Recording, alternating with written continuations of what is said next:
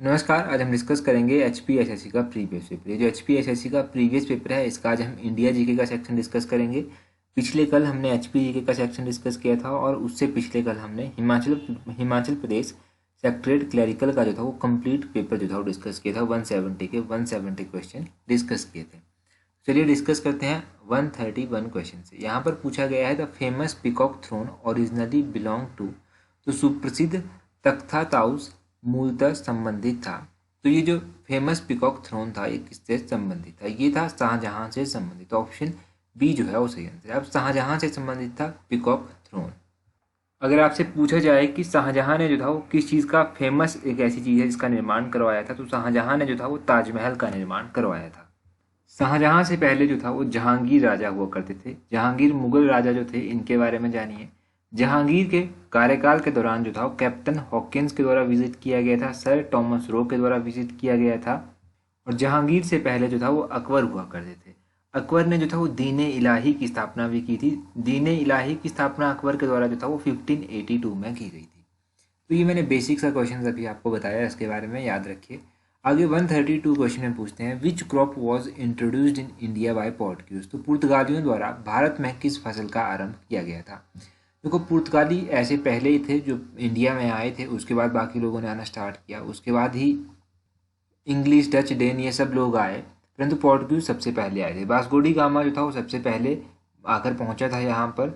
तो Vasco D gamma जो था वो 1498 में जो था यहाँ पर आकर पहुंचा था इंडिया में। और पोर्टुगीज के द्वारा जो था वो तंबाकू जो था वो यहाँ पर इंट्रोड्यूस किया गया था। टबैको, ऑप्शन ए जो है वो सही आंसर है। तंबाकू की फसल का आरंभ इन्होंने यहाँ पर किया था।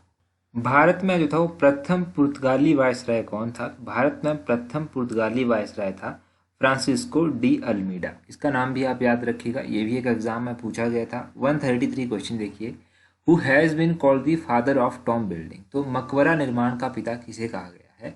मकबरा निर्माण का पिता जो है वो कहा गया है इल्तुतमिश को। इल्तुतमिश, ऑप्शन बी जो है वो सही आंसर है। वैसे इल्तुतमिश का मतलब क्या होता है? इल्तुतमिश का मतलब होता है साम्राज्य का रक्षक। अब ये इल्तुतमिश का मतलब होता है, इल्तुतमिश से पहले जो था वो कुतुबुद्दीन ऐबक जो था वो शासक हुआ करते थे। फिर जब कुतुबुद्दीन ऐबक की मृत्यु हो गई तो उसके बाद इल्तुतमिश जो था यहाँ के शासक बने।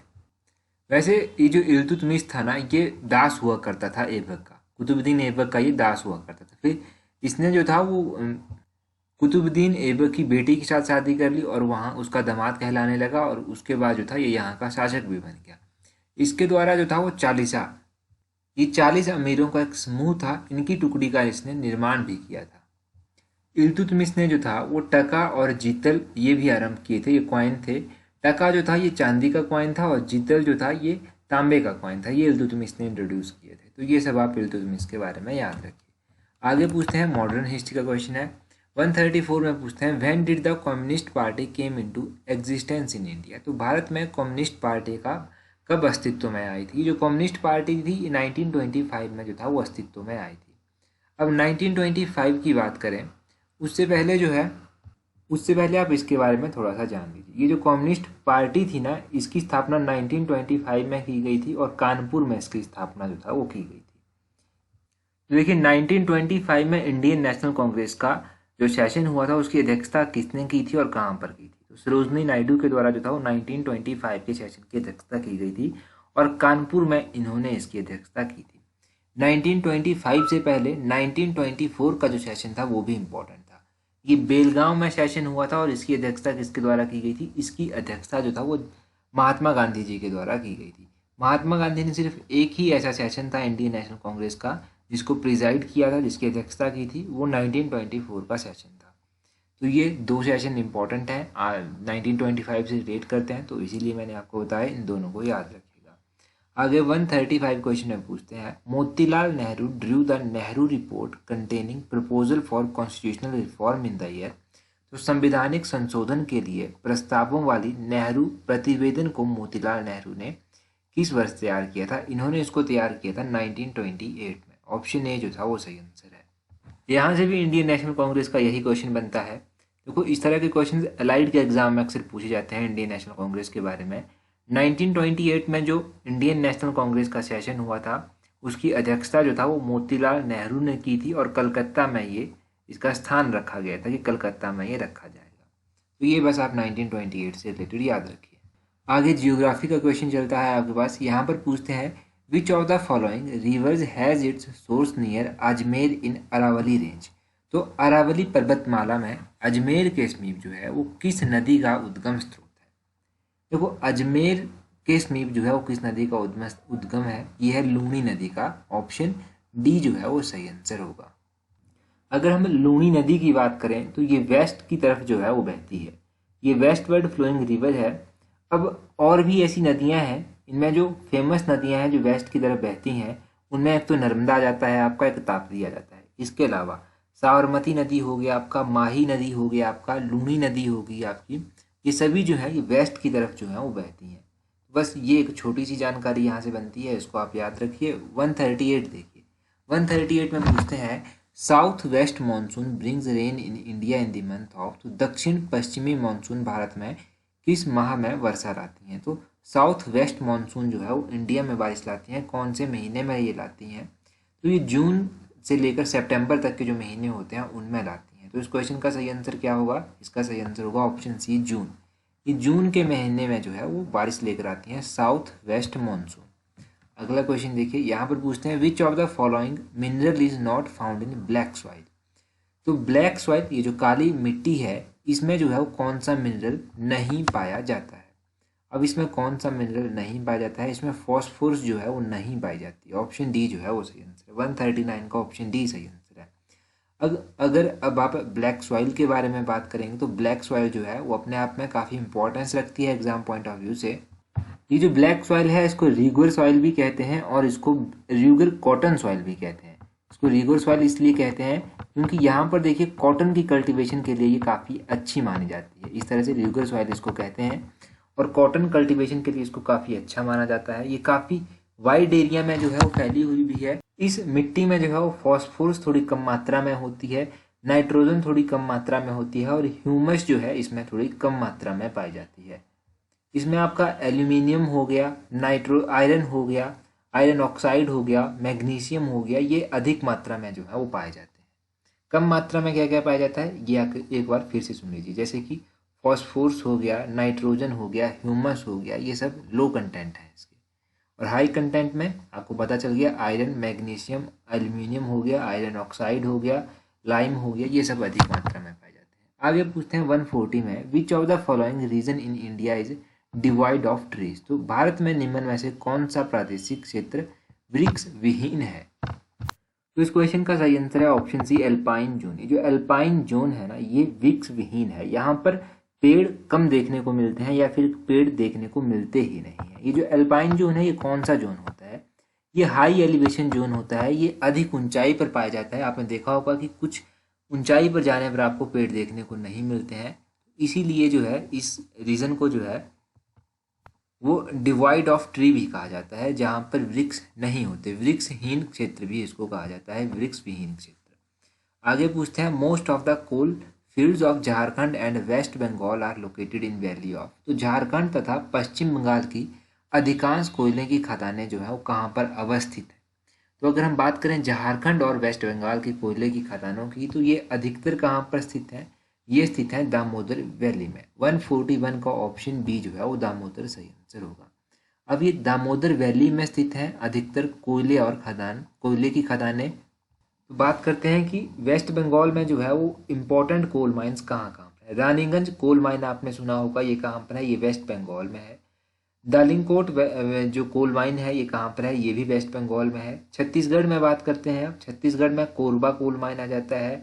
और छत्तीसगढ़ के अलावा झारखंड की बात करें तो झारखंड में कौन कौन सी कोयले की माइंस हैं। झारखंड में झारिया कोल माइन हो गया, धनबाद कोल माइन हो गया, ये तो इम्पोर्टेंट है, एग्जाम में पूछा जाता है कि कहाँ पर स्थित है, तो इनका आप याद रखिएगा। कोरबा, रानीगंज, झारिया, धनबाद, ये तो कई बार एग्जाम्स में पूछी गई हैं, तो इनके बारे में याद रखिए। अगला क्वेश्चन देखते हैं। अगले क्वेश्चन में पूछते हैं in which of the following states canal irrigation is not common. तो निम्नलिखित में से किस राज्य में नहर सिंचाई आम नहीं है। अब देखो आपने देखा होगा कि अगर आप कभी पंजाब जाएंगे तो वहाँ पर कैनाल इरिगेशन जो है वो ज़्यादा देखने को मिलती जाती है, परंतु यहाँ पर पूछते हैं कि ऐसा कौन सा क्षेत्र है जहाँ पर इस तरह की इरिगेशन कम प्रचलित है। तो 142 की अगर हम बात करेंगे, 142 का सही आंसर है, तो इस क्वेश्चन का सही आंसर ऑप्शन डी मेघालय है। अब देखो मेघालय में जो है नहर सिंचाई कॉमन नहीं है, परंतु अगर आप ऐसे स्टेट्स की बात करेंगे जहाँ पर नहर सिंचाई जो है वो कॉमन है, तो उनमें उत्तर प्रदेश जो है वो सबसे अधिक है। उत्तर प्रदेश सबसे आगे आता है जहाँ पर ये जो कैनाल इरिगेशन है ये सबसे अधिक की जाती है। फिर पंजाब, हरियाणा, इस तरह के और भी स्टेट्स हैं जहाँ पर कैनाल इरिगेशन जो है वो कॉमन है। 143 क्वेश्चन देखिए, यहाँ पर पूछते हैं truck farming is associated with, truck farming जो है वो किससे संबंधित है। ये जो ट्रक फार्मिंग है ये वेजिटेबल से संबंधित है। ऑप्शन ए जो है वो सही आंसर है।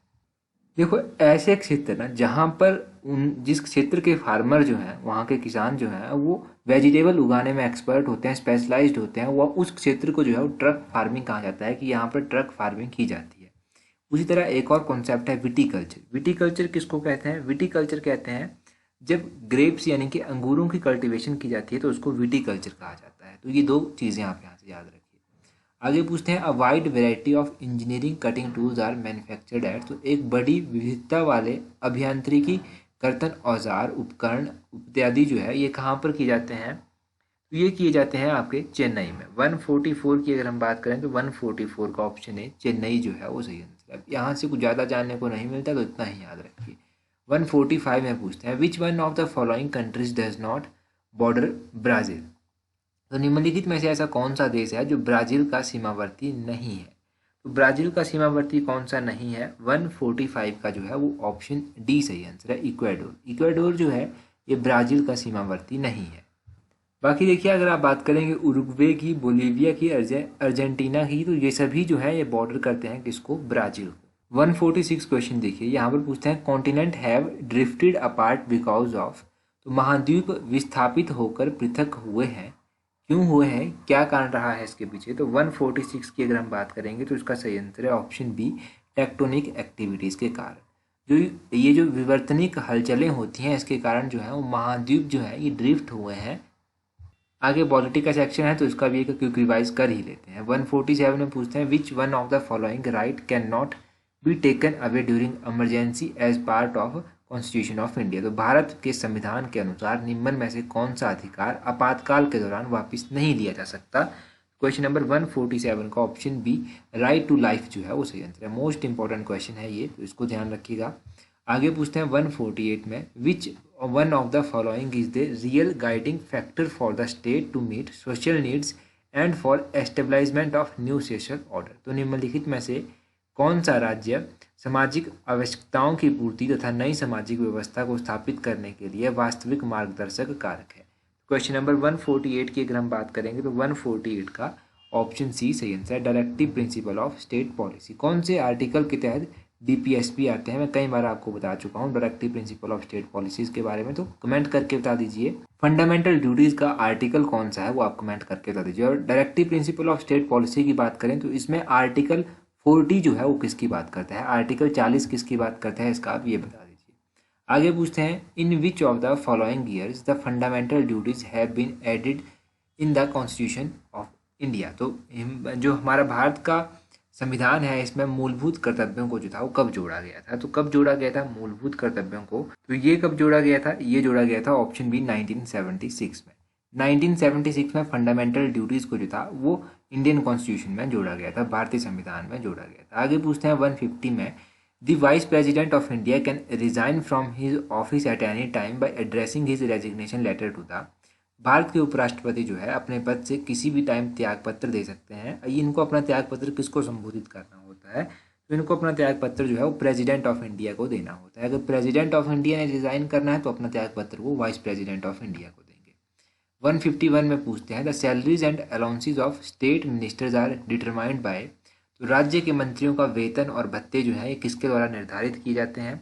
ये निर्धारित किए जाते हैं स्टेट लेजिस्लेचर के द्वारा, राज्य विधान मंडल के द्वारा जो है ये निर्धारित किए जाते हैं। 152 में देखिए पूछते हैं the central banking functions in India are performed by the, तो ये क्वेश्चन तो बहुत बार एग्जाम में पूछा जा चुका है कि भारत में केंद्रीय बैंक के कार्य जो है वो किसके द्वारा संपन्न किए जाते हैं। अच्छा, उससे पहले अगर अभी तक आपने हमें टेलीग्राम पर ज्वाइन नहीं किया है तो टेलीग्राम पर ज्वाइन कर लीजिए।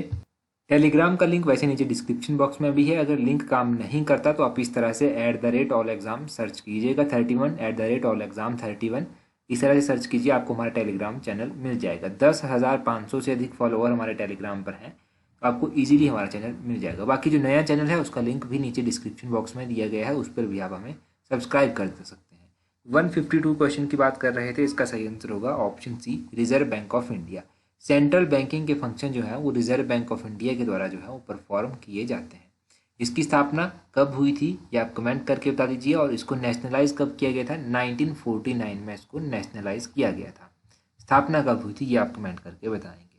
तो आज की वीडियो में इतना ही काफ़ी है। So that's all for today. Thank you very much for watching and listening it very patiently.